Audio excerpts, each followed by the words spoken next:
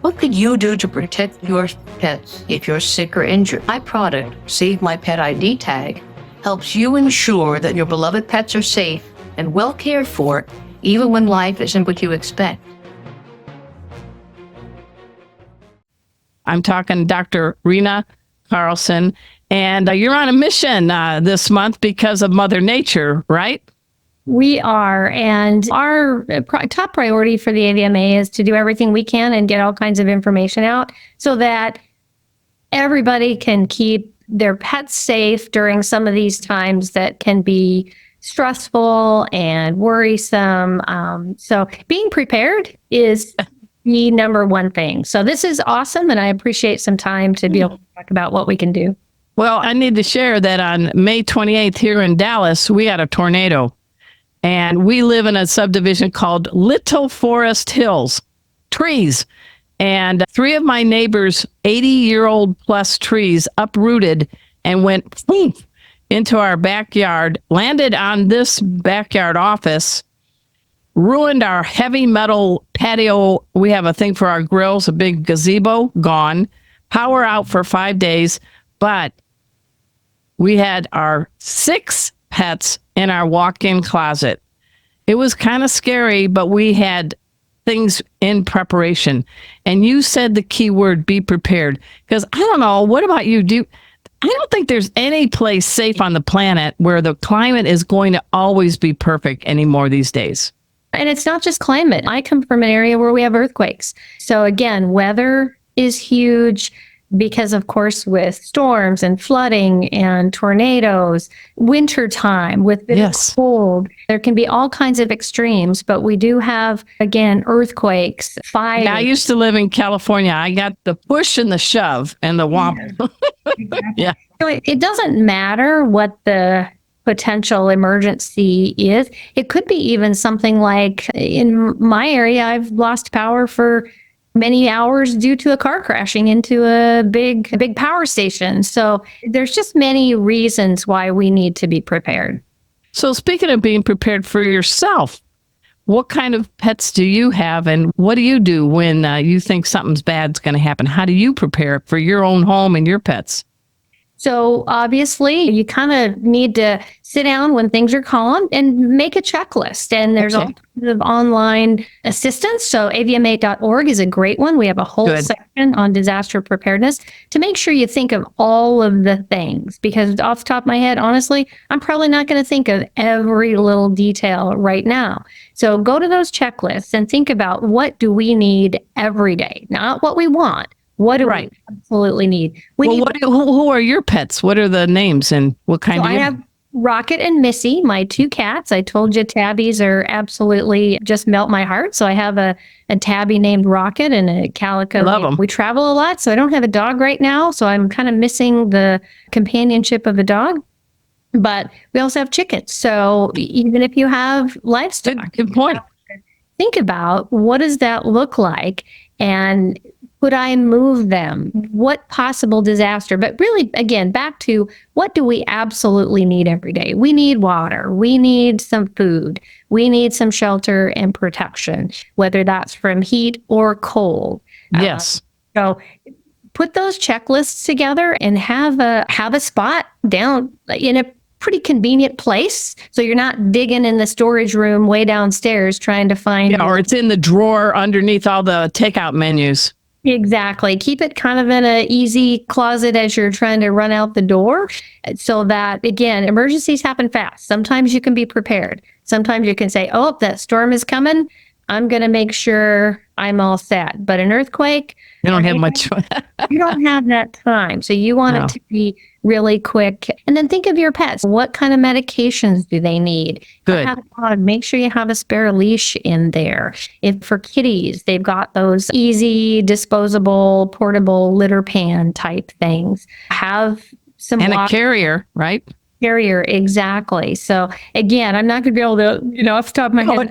And you said it before too. AVMA.org has a disaster preparation section, and they even have a checklist for an evacuation kit. Everyone. So are you giving us homework? the good doctor? Yes, I can. And do it again at a time when things are super calm. You have a very clear head, because once that emergency happens, you are no longer able to stop and really think about some of those details. And I know you're not a meteorologist. You don't play one on TV. I don't play one on TV. But it is predicted from the people that do know that we may have about 17 to 25 named storms and maybe up to a dozen plus hurricanes predicted for this hurricane season, which started June 1st. And really, when it comes to hurricane season, listen to the officials. If they say evacuate, get out. And you've got your kit prepared. And think ahead again when it comes to livestock. How can I get my animals out of this situation? And we don't have very many chickens, but we have a little coop, and we can load them up in the pickup and get out if we needed to. I mean, if it was. Yeah. Do they have names too?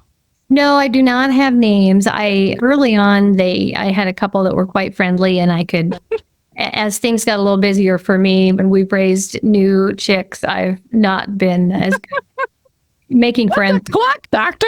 I know. They give you eggs. They do give us eggs, and they give us lots of entertainment, eat the bugs off the yard. So Nice. So we're speaking with Dr. Rena Carlson. She is the president of the American Veterinary Medical Association. One thing I really like is that you say they have to have IDs, and collars can go away, but give us an idea what you mean, so that if something happens, you get separated from your pet during a storm or something. yes, and I'm glad you are emphasizing that, because a microchip is truly the best means of identification. And make sure that your information is always updated on the national website. Too many times I've had people say, well, I forgot to put my new phone number, or Really? didn't register it. And I think they should do puppy push-ups for that. exactly. So don't forget to get all of your phone number. Have a backup phone number. Have a friend, have your siblings or somebody that you can trust will have that backup for you, so that if you are not available, if your phone is not working, there is somebody somewhere that can say, yes, that belongs to so-and-so. What can I do to help make sure that pet is safe until we can return it? So make sure you have that updated information on the national registries. I like that. Hey, everybody. We're speaking with Dr. Rena Carlson. She's the president of the American Veterinary Medical Association. We're going to dive into other things like, summer heat, and who the heck is Dr. Carlson, after we take this break. So everybody just sit, stay. We'll be right back. Hey, have you heard? Four-Legged Life has a new digital newsletter. Here, let me show you how you get yourself subscribed. So you just type in Four-Legged Life, and that'll take you to the website. There we go. And this magic thing just appears, and you type in your email address. I'll use, let's see, how about coolestdogever@gmail.com. That's me. And then you just click on this thing here. There you go. It's the new digital newsletter from Four-Legged Life. Get subscribed today. I'm your host, Arden Moore, and I'm pretty honored because we've got the number one person at the top, and that is the president of the American Veterinary Medical Association. She is Dr. Rena Carlson, and the AVMA, do a little bragging, I think you guys got over 105,000 members worldwide.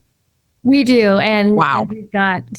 There's members from every state, a lot of members from every state and territory. We've got 60 different countries represented, and we really are the premier association that is the voice of the veterinary profession. And again, our top priority is outreach, so that we can not only support veterinarians, but help animal owners and support animal health and welfare.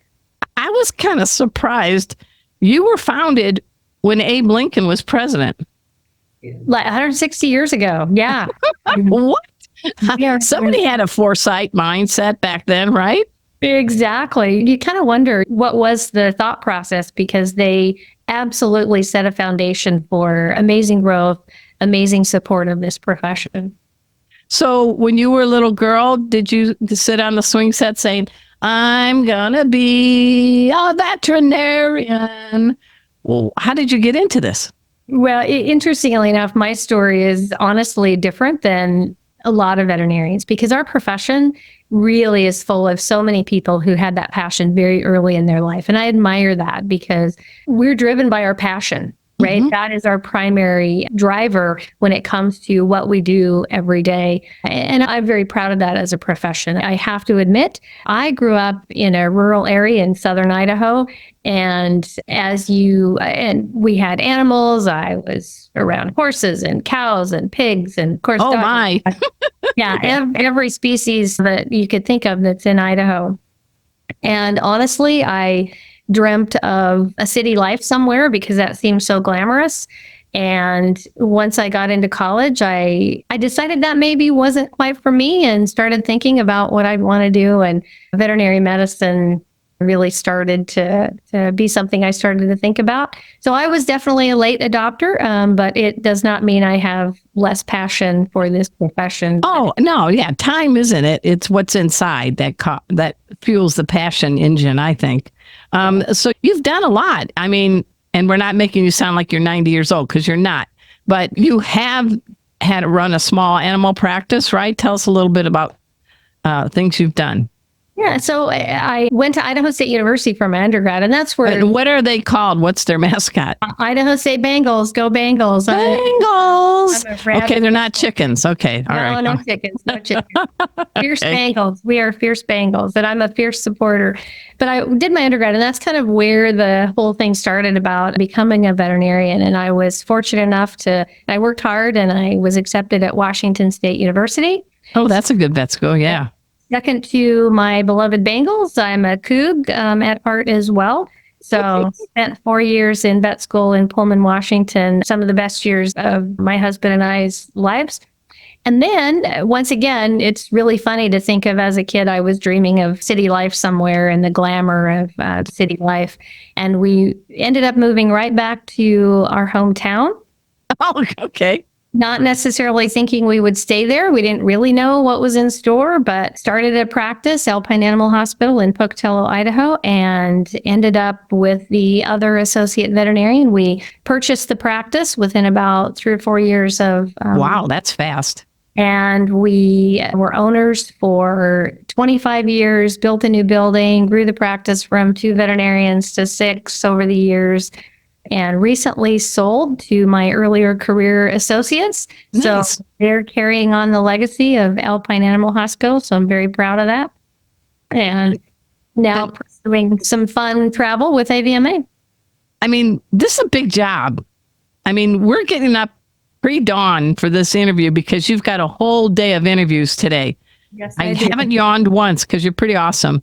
But I mean, what is the job like to be the AVMA president? So AVMA president is really, again, that spokesperson. I want to be out there talking to the public. I want to be talking to veterinarians. And we have so many resources to support veterinarians as well as, again, provide education and support for those animal owners out there. And it doesn't matter what species. Once again, we have veterinarians who are, of course, companion animal. That's primarily what I did. We have bovine practitioners, equine practitioners. We have what we call exotics. So people that work on Yeah, the chickens are big now and bearded dragons. Oh my. reptiles, snakes. There's all kinds of exotic animals that really have unique needs. And so these veterinarians have taken the extra time to learn about those species. We have public health veterinarians. So veterinarians are out there helping protect our food supply. We have veterinarians in the military that help protect our country. We have veterinarians in research looking at new ways to treat and take care of not only animals, but people. So veterinarians are in so many parts of our lives. And that's one of the things AVMA, we really want to showcase the importance of veterinary care. And I have to say one more thing really quickly, because this little thing called a pandemic that we just all lived, Yeah. it's kind of a really good reason to understand what we call a One Health approach. And that Yes. One Health approach is healthy animals, healthy people, healthy environment. And all those are connected. And veterinarians play a key role in that in many ways. And so we work with human side, we're worried about the environment, all of, those three cornerstone pieces of our world really need to work together to keep us all I got that. The AVMA, I have good friends that are veterinarians, and one of our guests was Dr. Arnold Plotnick, and he had a very good career in feline medicine in New York City. And he now dedicates going to third world countries and doing rabies vaccinations and getting cats and dogs taken care of. And so there is that passion that you keep saying, that engine that drives. We do have a little bit of time left, and I do want to get into the summer heat with you, if I may, because it is caliente here in Texas. And last year we had, I think it was 2 weeks in a row of 108 degrees. I am a master certified pet first aid and CPR instructor. I've been doing it since 2011, working with veterinarians. And my dog, Kona, and my cat, Casey, are my team. We actually work together and we train first responders, people that work in dog daycares, pet sitters, you name it. I'm always learning from veterinarians and passing it on. But big question, you're the one with the DVM after your name. Dogs and cats do not sweat like we do, right? They do not. And the only way they can get rid of heat is from panting and the small amount of sweat glands that are in their paws. So, and top of their nose too. But that's so insignificant when they're getting overheated. That panting is really the most important thing for them. And this heat, they do not tolerate it very well. So it's so... And that dogs come in all different kinds of coats, double coats, no coats, cats too. And because they don't have skin pores all over their body to pop out the heat, I have heard of a statistic, but you're the one that might know this. On a 77-degree day, if you put your hand on the sidewalk, it is actually 125 degrees. And these poor dogs could be on a tight lead while you're at a farmer's market with all four paws on that sidewalk. What could happen? I've seen it. I've seen blisters on the bottom of those paws, and they pretty much burn the keratin or that thick skin. It can burn right off to raw bleeding tissue. And that is so, it's awful to see because they lay down, they can't walk, and it's quite painful. So again, being mindful of where you're at.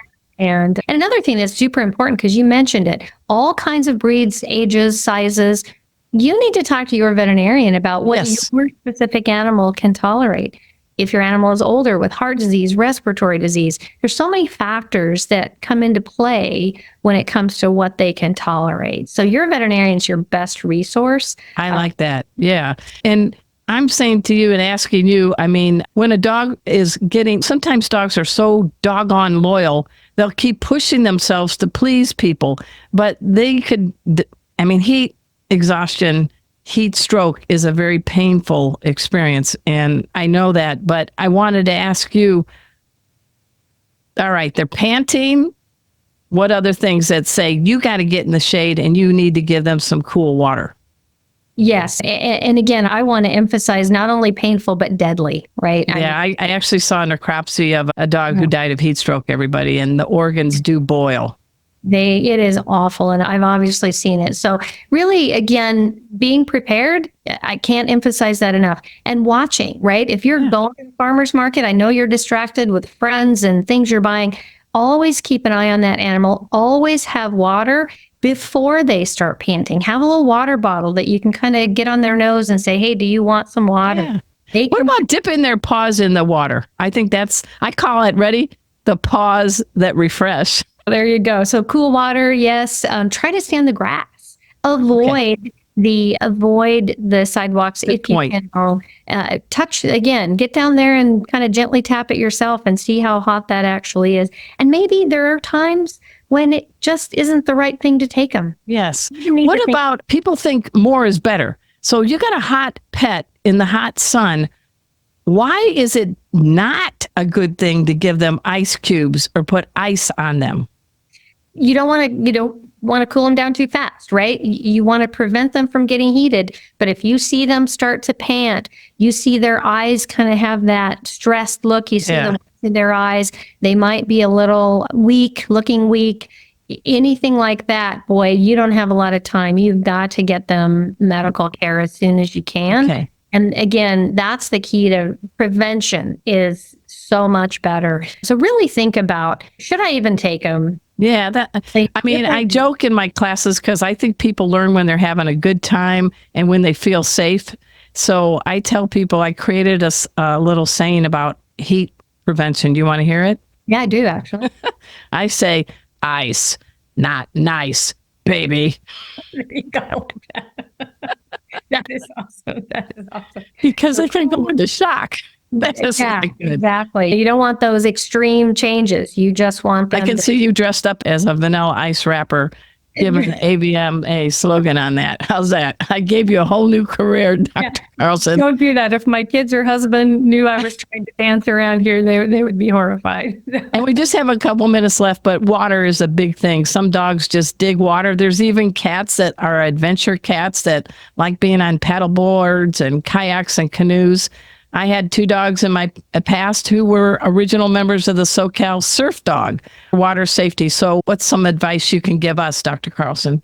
So you do want to, again, look at your individual animal. Are they swimmers? Are they physically able to swim? Be careful where you're going. There's giardia, there's algal blooms. There's a lot of things in that water that can be a problem. If you're out on a boat, get them a life vest, right? I mean, Good grief. That if they happen to, you never know when they're going to jump off the boat. If they see something, boom, they're gone. And then there's no squirrels out there for the dogs, but there's other things. There's other things. There's ripples. There's something moving, and they're going to go after it. So a life vest can be a truly lifesaver when you're trying scrambling to get that dog back in the boat. So now you want the life jacket with the handle on it too, right? Yes, absolutely. And that is so much easier to kind of grab that and lift them up in the boat than have them clawing around as you're trying to grab them. So once again, keep an eye on them. You just never know what they're going to do. So your attention on them is really important. And I do appreciate you being here today. I want everyone to please go to the avma.org and check out. They have a list for an evacuation kit. You all have also some disaster preparedness planning advice. So what's your parting message to all of us? Lucky to have a dog, cat, chicken, bearded dragon, or whatever in our life. One of the most important things you can do is create that relationship with a veterinarian and build a trust so that when you do have a problem, you have that trusted professional, and talk about prevention, parasites, nutrition, exercise. Talk about all those things with your veterinarian because they're the best resource. And avma.org is a great resource for a lot of those topics as well, not just what we talked about. And then once you've done some of that research on avma.org, take that to your veterinarian and make sure you tailor that to the specific need of your patient, your pet. Hey, I'm honored to have on our show Dr. Rena Carlson. You survived being on the O Behave show. What do you think? I'm excited. This has been awesome, and I love your passion for what you do. Thanks for the therapy side of it. It's amazing, the human-animal bond and what animals can do to help people. So that is such an important part of our lives and our well-being in general. So thanks for all your effort. That takes a lot of time and effort. Yeah, we go to memory care centers, Kona and my dog, and Casey, my cat, and they're hilarious. They have a better sense of humor than me. Hey, everybody, we again thank Dr. Rena Carlson for being on our show. Thanks so much for making our tails wag by watching this guest interview from Arden Moore's Four-Legged Life. Make sure to subscribe so you're up to date with all of our Four-Legged Life content.